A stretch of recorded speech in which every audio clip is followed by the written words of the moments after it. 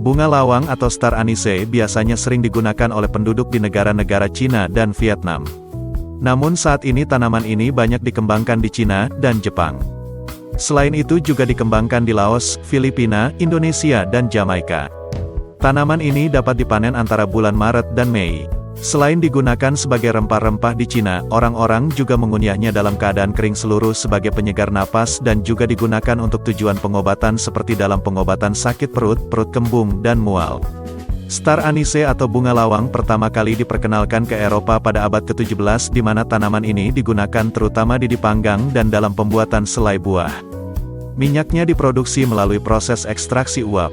Pohon anise atau bunga lawang dapat dibudidayakan dalam keadaan yang banyak air dalam tanah kering, serta asam agar dapat tumbuh dengan baik. Meskipun dibutuhkan 5 tahun untuk berbunga, dan hanya mulai memanen hasil ketika berumur 6 tahun, dan tanaman ini dapat menghasilkan sampai hampir 100 tahun. Tanaman ini bisa dipanen pertama kali sebelum mereka matang, dan kemudian dikeringkan dengan sinar matahari. Dalam budaya barat, star anise atau bunga lawang digunakan sebagai pengganti bumbu licorice, gusi, batuk obat-obatan, dan minuman keras. Di Cina, salah satu rempah-rempah yang terkenal adalah bubuk 5 rasa atau rempah-rempah Cina yang merupakan kombinasi dari cengkeh, adas, jahe, akar licorice, sichuan merica, keprok kupas, dan adas. Rempah-rempah ini juga dapat digunakan untuk memerangi flu burung di banyak daerah di Cina. Sebagai akibatnya, permintaan akan tanaman ini meningkat. Hal ini juga memainkan peran kunci dalam hidangan yang menciptakan rasa masakan khas Cina Timur. Rasanya meningkatkan hidangan masakan merah, seperti telur yang direbus dengan teh hitam.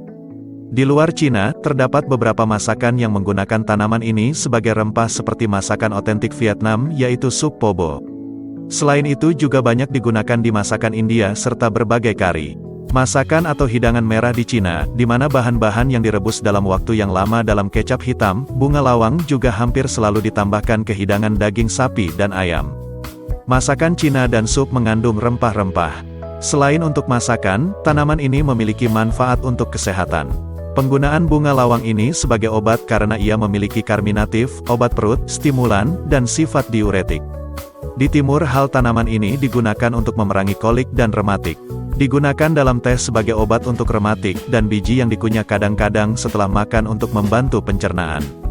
Hal ini juga digunakan sebagai penyedap untuk obat teh dan campuran untuk obat batuk. Teh bunga lawang bermanfaat dan membantu mencegah kolik bayi. Rempah-rempah ini juga telah digunakan di barat sebagai pengganti yang lebih murah untuk minuman keras.